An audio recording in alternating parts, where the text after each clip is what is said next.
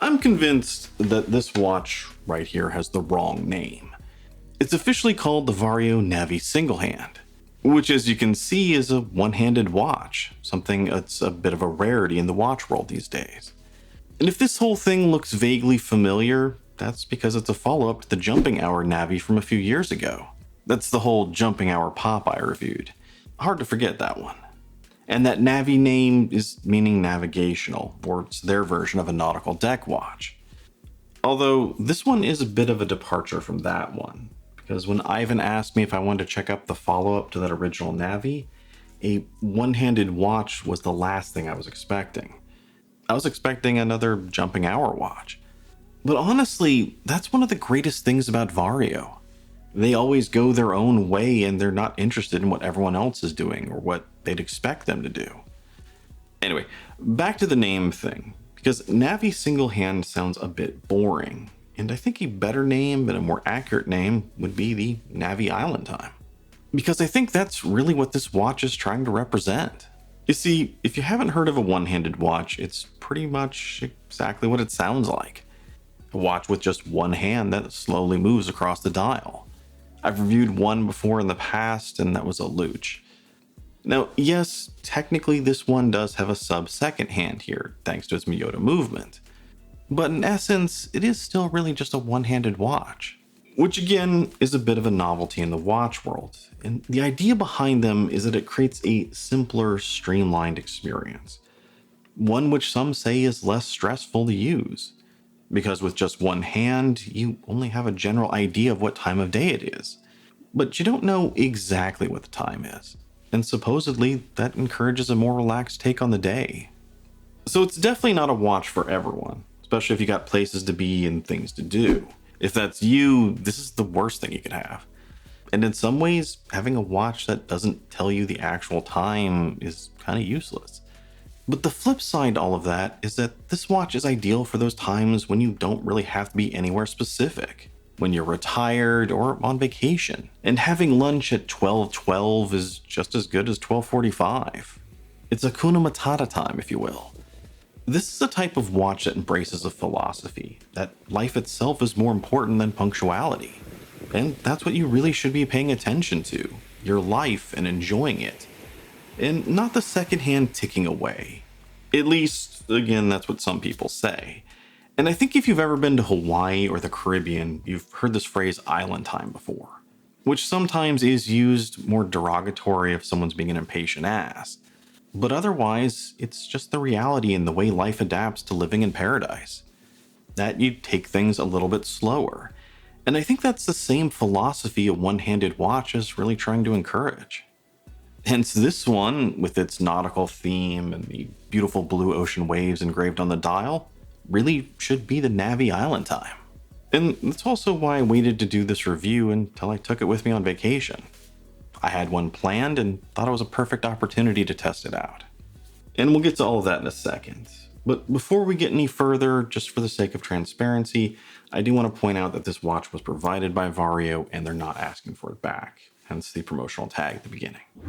Now, that said, before some of you start commenting on just how dumb having a watch that doesn't actually tell you the time is, know that it's not quite that bad. And just check it out and you'll see what I mean. Most of the dial here is clean and crisp, made up with this wavy textured pattern, as well as the Vario logo at the top. Then there's a small second down there at the right, which because of the design winds up being more nautical flair than anything useful. Kind of this spinning compass that doesn't really point anywhere, well, Pirates of the Caribbean.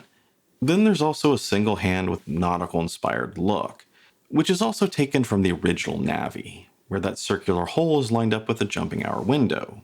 But here, it's just here for design cohesion. And if you didn't catch the specs earlier, this is a standard Miyota movement with a small seconds, unlike the original Navi, which had a Chinese jumping hour movement. So here, it is a regular movement, it's just the minute hand has been left off, turning this into essentially a one-handed watch. But the important bit is what that hand is pointing to, as the edge of the dial curves up with this sector-style design painted on. And if you notice, there are also quarter-hour markers here, meaning that as long as you set the watch to one of those points, you should be able to read the watch within 15 minutes whenever you want. If not even more closer than that. In practice, that was usually about within 5 to 7 minutes. And I gotta say that for me personally, I never really got that relaxed or feeling from using it, even though I have heard people multiple times tell me that's the experience. And perhaps some of that was because I was thinking about how to do this review while I was wearing it. But the important thing is that I did enjoy wearing it quite a bit. It's something that's a bit different, a conversation starter, as well as still being a very capable watch with that 100 meters of water resistance. And when you're on the beach, it's a beautiful, fun colorway as well. Especially this particular version with this light blue. And that's something I just picked randomly out of the whole collection. And in the end, it turned out to be a perfect complement to the waters in the Gulf of Mexico. There's also a few really great things about the case as well. Now, you do have this aggressive knurling on the bezel, which may make it more nautical, although sometimes I see something like this and think more field or aeronautical. In this knurling, honestly, I could take it or leave it. For the most part, I think it's here again just to keep cohesion with the previous model. Then you also have the crown over at the right, which is kind of a bit of styling from the original Popeye Navi. As to me, when I look at it, it looks like a sailor's hat. But the important thing is that even though it's a little bit of an odd design, it's still pretty easy to get a hold of and use. But the thing I really liked about the case was the twisted lugs, which compared to other watches I've seen with those, this one is maybe a little bit more subtle or a rendition of it, as I didn't notice them at first. But once I did, I think they really helped to define the case shape. And I also appreciate that they're drilled as well, even though this does come with quick release straps. Then, turning the watch around, there is a compass-themed case back to top it all off. One with a really bit of interesting text. See that right here? Made in Japan. Now, even though Vario is based in Singapore, somehow Ivan has figured out how to get some watches that are made in Japan. I think this is the second one he's done. And this is something I haven't seen any other microbrand accomplish. Then, just another quick side note here, this EDC sort of shot, everyday carry sort of shot, I do that with a lot of watches. And this is probably not the right mindset with a watch like this. This one's got more of a Hakuna Matata vibe, while EDC is more about overthinking everything and being ready for anything. Anyway, for the most part, this is a really cool, interesting watch. One that isn't going to be for everyone. And sometimes those wind up being my favorite types of watches. At least to review, because reviewing dive watch after dive watch does get a little boring for me. And looking at something that has a completely different take or mindset is fun.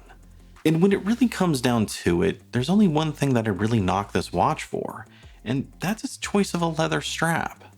Now, Vario is known for having great leather straps, so I completely understand why they'd include one. It's their strength. While a lot of other watches, you just throw away the strap that it comes with, not when it's a Vario.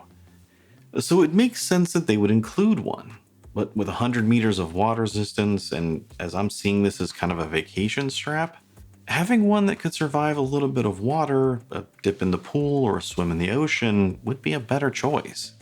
Which is why before I went on vacation, I swapped it to this white silicone one, which made it a perfect and comfortable choice for just hanging out in the sun. Now, the last thing we should talk about here is probably price. I'm not sure if I mentioned it before, but MSRP here is $428.